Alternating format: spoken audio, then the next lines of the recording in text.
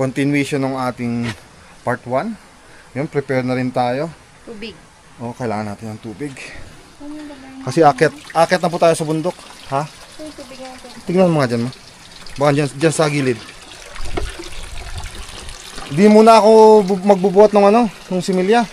Pag malapit na tayo magtanim, tsaka ako magbubuhat. Kasi mamaya kainan po ng daga doon, sayang. O kasi marami pa tayong gagawin doon. Oo. Makikita nyo mamaya pag akyat natin. Wala ba? Yung 1.5? Uy. Yun. Ito rin. Naka-prepare na rin si mama. Kaya kailangan din natin bilisan yung trabaho natin doon sa taas at nang may baba natin yung traktor. Pa! Saan yan nilagay yung 1.5 na yun? Yung bote? Dito mo lang pinatong. Kaya nga. Hindi, ito. Ay, iba. Iba to. Tupina. Ito na lang. Ito, Mao. Hugasan mo na lang mabuti. Kailangan natin to pang hukay. May hukayin pa tayo dun. Sako nga, liputan mo ako sako. May butas yung sako ng andun. Sako? Hanap tayo dito ng sako.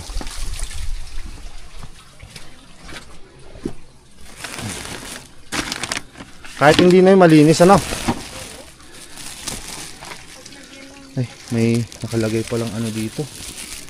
May nakalagay na binhi. Ayun, meron nga. Ayun. Na natin halongkatin. Hanap na lang tayo dito ng walang laman. Ito.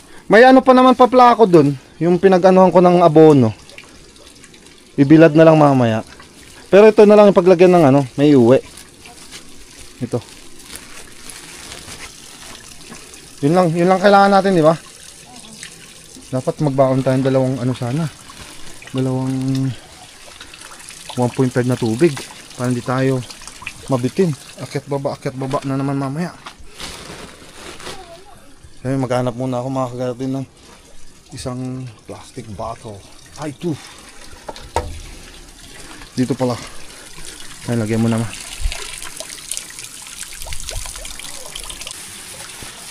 Ito pala yung nakuha natin sa bahay na binhi ng edible chrysanthemum. Ha? Maaraw. Mamaya bago tayo umuwi, tsaka ko na itanim. Iwanan lang dito sa bahay ni kuya. Oh. Hindi, dito na lang sa mayan. Ilagay. Baka itakbo ng daga. Tsaka natin itanim bago tayo umuwi. Kasi sobrang maaraw ngayon. Umaraw naman. Thank you, Lord. Yan yung gusto natin para makarami tayo ng trabaho. Okay na yan? Yan lang naman kailangan natin. So yun, tara, akyat na po tayo. Tara. Tara, let's.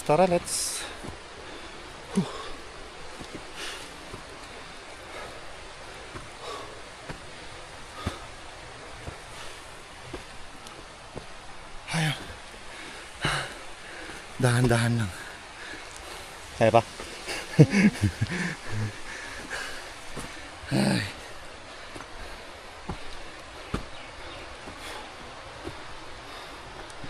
Tignan nga natin yung tanim natin dyan sa taas baka. Ilang araw na ba yun, ma?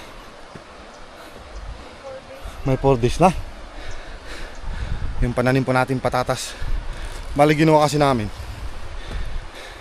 Tinamnan namin yung dalawang maiksi yung kama. Dalawang terrace. Para may nauna.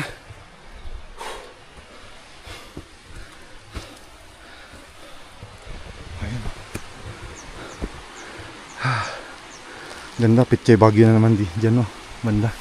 May terrace. Tapos dun sa baba niya is Litos Iceberg.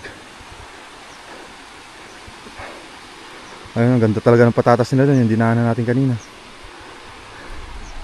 Ay, unti-unti makakarating din tayo. Timing nung umaraw dito, natapakit na tayo, ma.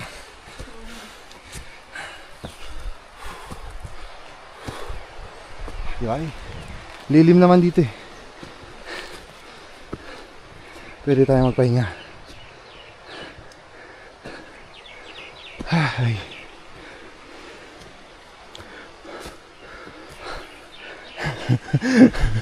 Konting step ano. Masakit siya sa binti.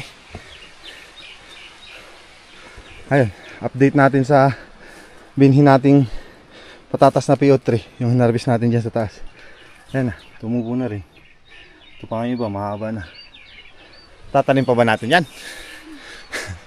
Kung may bakante dito, hindi kumasya yung granola natin doon, pwede dito.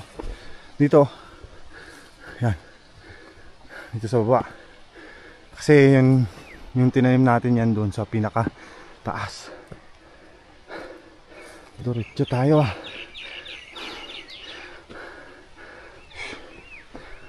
Ayun yung. Buti hindi nilipad yung plastic ng abono dito. May iniwan pa tayong chikindang dito. Kaso yun, binutasan agad. Imbis nung inayos ko to, lambutas yung ano,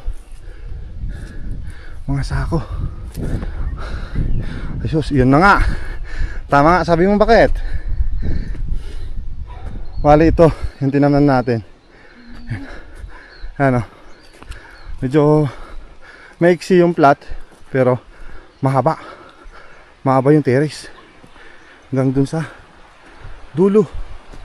Pati itong sa taas na to, natamnan na rin natin yan. Ito yung sinasabi ko kay bakit tumubo na rin pa yung ating patatas. Oo, kunin mo yan, ma.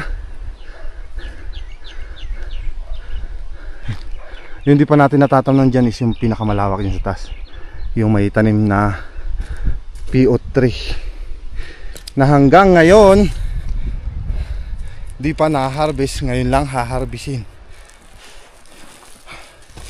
Kunin natin tong gloves ko kahit basa na magamit.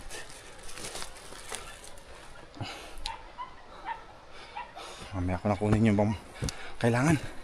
Ikat muna natin to. Ayan. Uy, patit dito rin. Sabay-sabay na talaga. Uumpisa na rin tumubo. Yan. Yun.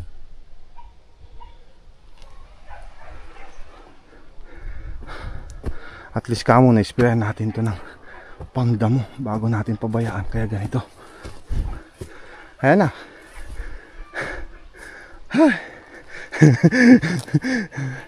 Ayan na po, update din natin sa ating ilang buwan na ba to. Nasa binilang ko kanina. Nung April pa sana ma-harvest. Kaso yun nga, epekto ng mababang presyo, napabayaan na dito. Kaya yan na po, tumubo na rin sa garden. Yan. Bali dito tayo nanguhan ng mga pinamigay natin sa mga bumisita sa atin dati dito. Pero may naiwan pa. Bali ito yung naiwan. Yan, dito tayo kumuha dati nun. Eh dito kumuha sa mama. Ayun, kumukuha po kami dito ng pang-ulam tsaka pangkapakain sa ano, sa mga alagang aso, panglaga. Yan, tumubo na rin. Kung madali lang sanang pumunta kayo dito, papaharvest ko na to. Namimigay naman po, ibibigay ko na sa inyo. Maharvest lang. Di bali na yun ay kapital, sabi ko nga ganun talaga ang buhay. Dun sa taas, nahiya naman ako dito na. Dito kumuha. Wala kumuha kasi madamo. Ganun talaga. Kung gusto nila maraming paraan. Yun. Madamo ata ma, damo muna tayo. Damuhan muna natin bago natin harvestin para mas madali. Kasi parehas din lang kung harvestin natin to. Tsaka ganyan madamo, matatagalan tayo. Damo-damo na lang muna. Kunin ko muna yung carrot. Yung carrot. Kumpay. Kunin ko na lang dun sa baba, pati yung ano. Dito sa baba. Ay, hindi pala, dito sa may traktor. Kunin ko yung speed. Ito. Yung kaya kailangan natin talagang ano to ma. Kahit matapos lang natin damo ngayon, bukas na yung ano, yung harvest. Pwede. Para mga bandang Miyerkules ang mangyari niyan. Palito lang siguro kakaliin ko mamaya. Pwede, pag pangulam. Sige ah. O pero doon banda, kailangan damuhan natin yan. Dito nayagis mga sa baba yung damo.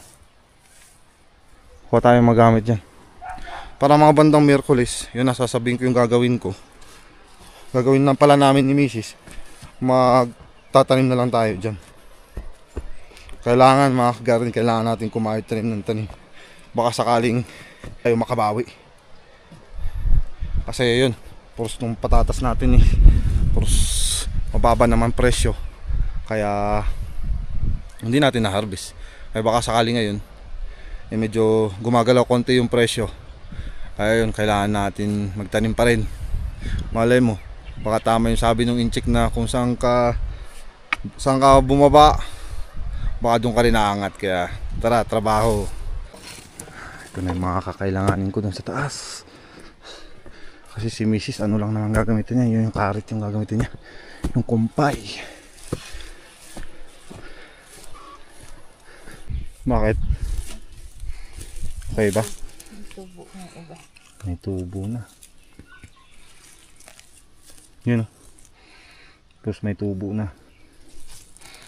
Yan na. Ganda ng sample mo ma. Ayun. Yung similya na Yan. tumubo ulit. Yung tinanim natin, may mga tubo na. Yan talaga. Makin mo 7 months, papunta ng 8 months na to. Ito yung epekto ng kakahintay na walang nahintay. Yung naghihintay tayong medyo bumalik-balik sana yung presyo Wala. Hanggang ngayon nag-ano na lang, naglalaro sa 40 per kilo. Yung malalaki pa yun. Hindi ganyan na malilit. Yung mga ganyan malilit, nasa ano lang 20-10 piso. So yun, damo na rin tayo para makatapos.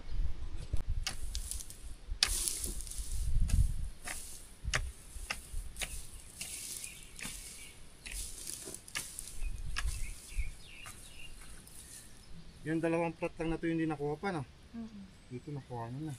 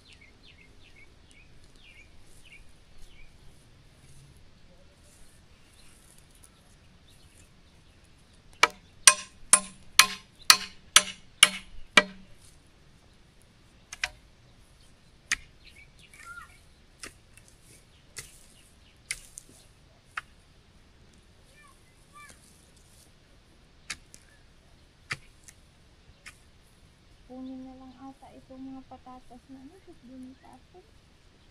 Saan? Doon. Oh. Yeah. O dun sa baba. Kasi pag dyan na lalong bubutasan na. Tapos tutubo. Kunin mo lang.